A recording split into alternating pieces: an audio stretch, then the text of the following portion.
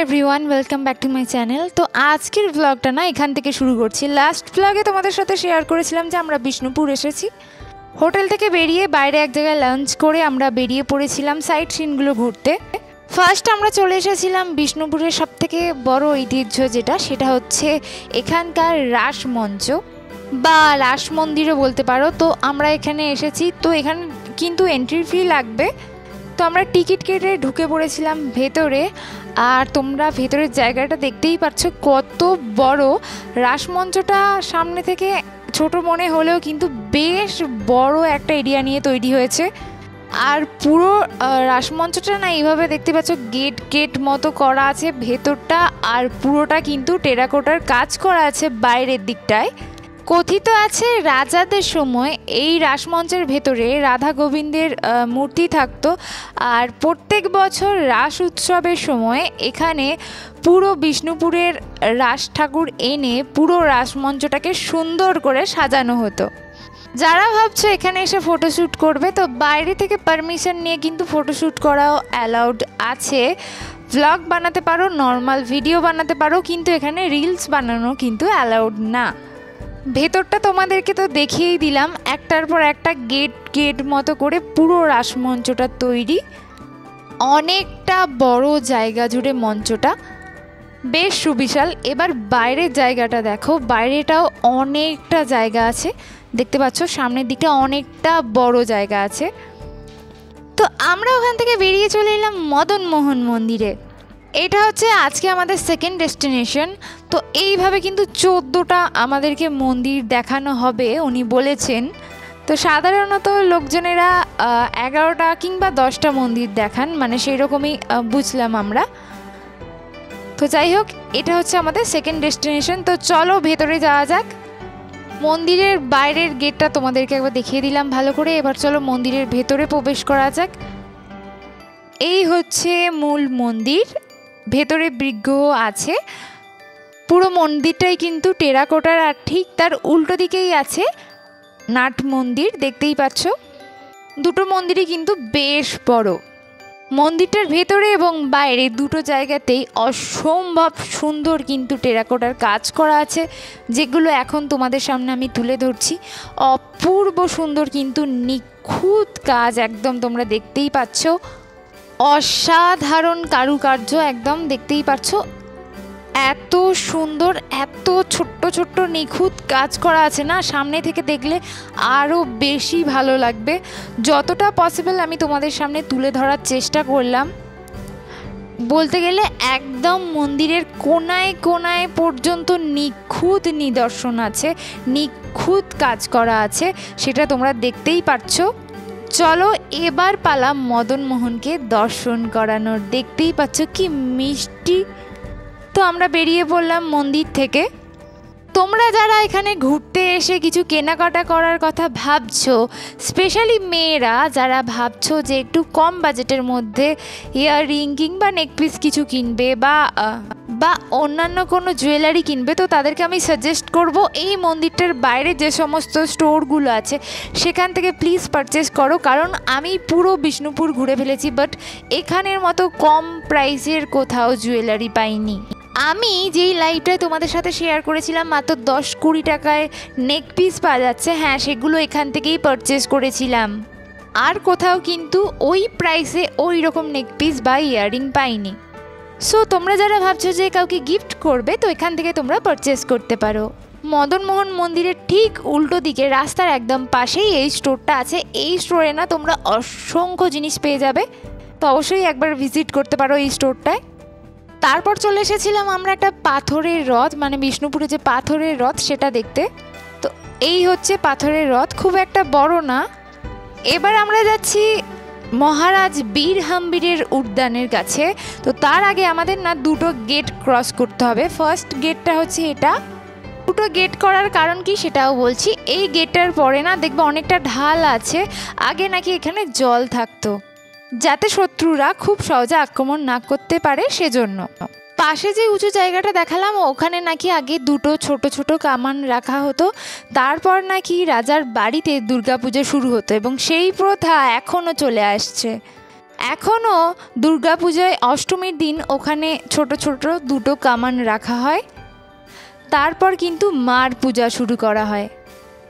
এরপর এলাম আমরা সেকেন্ড গেট বা যেটা বড় গেট বলছি সেই গেটটায়। দেখতে পাচ্ছ গেটটা বেশ বড়। রাজার সময়ে এই গেটে অনেক সৈন্য মজুদ থাকতো। ছোট গেটটা দিয়ে যখন কোনো শত্রুরা প্রবেশ করত এখান থেকে রাজা বুঝতে পারত, আর জলটা অতিক্রম করে বড় গেট পর্যন্ত আসতে শত্রুদের অনেকটা সময় লাগতো, আর তার আগেই রাজা সৈন্যরা শত্রুদেরকে আক্রমণ করতে পারত। তো আমরা গেট থেকে বেরিয়ে গেছি, আরও একবার তোমাদেরকে গেটটা এই সাইড থেকে দেখিয়ে দিই তো দেখতে পেলে। আর ঠিক তার পাশেই আছে মহারাজ বীরহাম্বীরের উদ্যান। তো এটা হচ্ছে উদ্যানের মেন গেট, এখানেও কিন্তু আমাদের এন্ট্রি ফি লাগবে। উদ্যানটা ভীষণই বড়, আর তোমরা যদি কেউ ফটোশ্যুট করতে চাও এখানেও অ্যালাউড আছে উদ্যানের মধ্যে। উদ্যানটা রাজার সময় বিভিন্ন ধরনের নামি দামি ফুলের গাছে এবং বিভিন্ন ধরনের বিদেশি গাছে সাজানো থাকতো, কিন্তু এখন পুরোই ফাঁকা, খুব কম সংখ্যক গাছ আছে। তো চলো এবার ভেতরে যাওয়া যাক। ভেতরে একটা এরকম মন্দির আছে, তোমরা দেখতেই পাচ্ছ, কিন্তু মন্দিরের ভেতরে এখন কোনো বিগ্রহ নেই। ঠিক তার উল্টো দিকে আছে একটা বড় নাট মন্দির, যেটা এখন প্রায় ফাঁকা বলতে পারো। চারিদিকে জায়গাটা বেশ সুবিশাল। পুরো জায়গাটা তোমাদেরকে একবার দেখিয়ে দিই, তাহলে হয়তো আন্দাজ করতে পারবে কতটা জায়গা জুড়ে এই মন্দিরটা আছে। এবার এই মন্দিরের ঠিক পাশেই আছে একটা ভোগ কক্ষ। দেখতেই পাচ্ছ এটা হচ্ছে ভোগ কক্ষ, যেটার মধ্যে ভোগ প্রস্তুত করা হতো এবং সংগ্রহ করে রাখাও হতো, কিন্তু এখন সেটা প্রায় ভেঙে গেছে। আর এর পাশেই আছে একটা কুয়া, আর অনেকটা গভীরতা তা কিন্তু তার মধ্যে এখনও জল আছে, দেখতেই পাচ্ছ। জায়গাটা বেশ নিরিবিলি, সেরকম কোনো ভিড় নেই এখানে, তোমরা দেখতেই পাচ্ছ। তো চলো এবার নেক্সট ডেস্টিনেশনে যাওয়া যাক। তো আমরা এখন চলে এসেছি রাধেশ্যাম মন্দিরে। এটা হচ্ছে বাইরের গেটটা, এবার চলো ভেতরে যাওয়া যাক। তো গেট থেকে ঢুকেই তোমরা দেখতে পাবে একটা সুবিশাল মন্দির, এখন সেটাতে কাজ চলছে। বিষ্ণুপুর মানেই তো টেরাকোটার মন্দির, এখানে প্রত্যেকটা মন্দিরেই কিন্তু টেরাকোটার খুব সুন্দর কাজ করা আছে, যেমনটা তোমরা এই মন্দিরটার ক্ষেত্রেও দেখতে পাচ্ছ। ভেতরে আছে একটা বড় তুলসী মঞ্চ, খুব সুন্দর করে তৈরি করা হয়েছে মঞ্চটা, দেখতেই পাচ্ছ। আর এটা হচ্ছে ভোগ কক্ষ, যেখানে ভোগ প্রস্তুত করে রাখা হতো বা ভোগ বানানো হতো। মন্দিরটা আগে হোয়াইট কালার ছিল, মানে সাদা চুন রং করা ছিল, সেটা উঠে গেছে। মন্দিরের গর্ভগৃহে এখনও কিন্তু বিগ্রহ বিরাজমান। রাধেশ্যাম মন্দিরের ঠিক উল্টো দিকেই আছে মৃন্ময়ী মন্দির, মা মৃন্ময়ীর মন্দির এটা। মন্দিরের ভেতরে ঢুকেই একটা স্টোরে আমার চোখ গেল, যেখানে কাঁসার এবং পেতলের জিনিসপত্র আছে, ঘর সাজানোর জিনিস এবং জুয়েলারিও কিছু। তার সাথে সাথে পোড়ামাটিরও কিছু জুয়েলারি আছে। তোমরা যারা জুয়েলারি লাভার আমার মতো, তাদেরকে আমি একটা সাজেস্ট করব, তো তোমরা যদি একটু ডিফারেন্ট টাইপের টেরাকোটা জুয়েলারি চাও তো এখান থেকে কিছু পারচেস করতে পারো, কারণ এই টাইপের জুয়েলারি কিন্তু আমি অন্য জায়গায় দেখলাম না। এবার চলো মন্দিরের দিকে যাওয়া যাক। মন্দিরের সামনেই আছে একটা সুবিশাল বটবৃক্ষ, আর এই দেখতে পাচ্ছ মার মন্দির, মা এখানে মৃন্ময়ী রূপে বিরাজমান। এবং ঠিক মন্দিরের সামনে, এটা তোমাদেরকে একবার দেখিয়ে দিই কতটা জায়গা নিয়ে অবস্থিত মন্দিরটা। এটার পরেই আমরা চলে এলাম বিষ্ণুপুরের আরও একটা নামী স্থাপত্য জোর বাড়ি বা জোর মন্দির, যেটার নামেই আমরা অনেকে বিষ্ণুপুরকে চিনি, বা বিষ্ণুপুরের টেরাকোটার কাজ বলতে এটাকেই বুঝি, বা টেরাকোটার মন্দির বলতেও এটাকে বুঝি। টেরাকোটার কাজ এত সুন্দর হতে পারে, সত্যি সামনে থেকে না দেখলে বোঝা যায় না। চলো মন্দিরের গায়ে কত সুন্দর করে কাজ করা আছে সেটা তোমাদেরকে একবার ভালো করে দেখিয়ে দিই। দেখতেই পেলে তোমরা, পুরো মন্দিরটাই কিন্তু এত সুন্দর করে নিখুঁত করে কাজ করা আছে। ঠিক এই মন্দিরটার বাইরেই তোমরা পেয়ে যাবে এরকম বিভিন্ন ধরনের টেরাকোটার ঘর সাজানোর সামগ্রীর দোকান। একটু বার্গেনিং করে কিছু পারচেস করতে পারো, বেশ ভালো প্রাইসে খুব সুন্দর সুন্দর জিনিস তোমরা পেয়ে যাবে। এরপর আমরা চলে এলাম পাঁচচূড়া মন্দিরে। এই মন্দিরটার 5টা চূড়া আছে বলে এটার নাম হয়েছে 5 চূড়া মন্দির। তো সামনে থেকে আমরা 3টে চূড়া দেখতেই পাচ্ছি, আর বাকি 2টো চূড়া পিছনের দিকে আছে। তো চলো একবার মন্দিরের দিকে যাওয়া যাক। মন্দিরটা দেখতেই পাচ্ছ খুব সুন্দর কাজ করা আছে। এবার তোমাদেরকে একটু বলে দিই, এই মন্দিরটার না গায়ে রাম এবং রাবণের মধ্যে যে যুদ্ধ হয়েছিল, যুদ্ধের ঘটনাটা পুরোটাই এইভাবে কারুকার্য করে কিন্তু ফুটিয়ে তোলা হয়েছে। হ্যাঁ, একদমই ঠিক শুনছো, মানে যুদ্ধটা, পুরো যুদ্ধের বিষয়বস্তুটা খুব সুন্দর করে মন্দিরের গায়ে ফুটিয়ে তোলা হয়েছে। এখান থেকে বেরিয়ে চলে এলাম আমরা গুমঘর দেখতে। এটা হচ্ছে বিষ্ণুপুরের রাজাদের আমলের গুমঘর। কথিত আছে সেই সময়কার দোষীদের এখানে আটকে রাখা হতো। এরপর চলে এলাম আমরা আরও একটা মন্দিরে।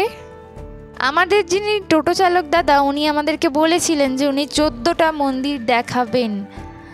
তো উনি সত্যি 14টা মন্দির দেখিয়েছেন। এটা হচ্ছে 13 নম্বর মন্দির। তোমরা আশপাশের জায়গাটা দেখে বুঝতেই পারছো যে চারিদিকটা কতটা নিরিবিলি, শুধু মাঝে একটা মন্দির আছে, ঠিক সামনেটা একটা নাট মন্দিরও আছে দেখতে পাচ্ছ, সেটা এখন প্রায় ফাঁকা। আর এখানের লোকজনের উপস্থিতি দেখে তোমরা বুঝতে পারছো যে সবাই কিন্তু এই জায়গায় নিয়ে আসে না। এত বড় জায়গা কিন্তু কোথাও একটাও জনমানব নাই, শুধুমাত্র আমরাই গেছি ওখানে। এটা দেখার পর ঠিক এর পাশেই, মানে উল্টো দিকেই আছে আরও একটা টেরাকোটার মন্দির, দেখতেই পাচ্ছ। এই জায়গাটাও বেশ ফাঁকা, আর এটাই কিন্তু আজকে আমাদের ভ্রমণের লাস্ট এবং 14 নম্বর মন্দির। তোমরা দেখতেই পাচ্ছ চারিদিকটা একদম ফাঁকা কিন্তু। ব্যাস, আমাদের 14টা মন্দির ভ্রমণ করা হয়ে গেছে। এবার আমরা এলাম বিষ্ণুপুরের খুবই জাগ্রত একটা মন্দির। যারা বিষ্ণুপুরে আসবে অবশ্যই একবার মার দর্শন করে যাবে। এটা হচ্ছে বিষ্ণুপুরের মা ছিন্নমস্তার মন্দির। যদি পসিবল হয় তো মার কাছে পুজো দিয়ে নিজের মনস্কামনাও জানিয়ে যেও, মা সবার মনস্কামনা পূরণ করেন। আর এই মন্দিরের পাশেই আছে একটা বড় কামান, যেটা তখনকার সময়ে কিন্তু এটা ব্যবহার করা হতো। তো আজকের ভিডিওটা এখানেই শেষ করছি। খুব তাড়াতাড়ি দেখা হবে তোমাদের সাথে নতুন কোনো ভিডিও নিয়ে। আসছে আরও অনেক ইন্টারেস্টিং ব্লগ, তো তার জন্য কিন্তু সাথে থেকেও, পাশে থেকেও এবং শেয়ার করতে থাকো বংকন্যা পাপিয়া ইউটিউব চ্যানেল। আর যারা আমার চ্যানেলে নতুন আছো তাদেরকে বলবো প্লিজ একটু চ্যানেলটিকে সাবস্ক্রাইব করে পাশে থেকো। খুব তাড়াতাড়ি দেখা হচ্ছে তোমাদেরই পছন্দের কোনো ভিডিও নিয়ে। ভালো থেকো, সুস্থ থেকো, টাটা।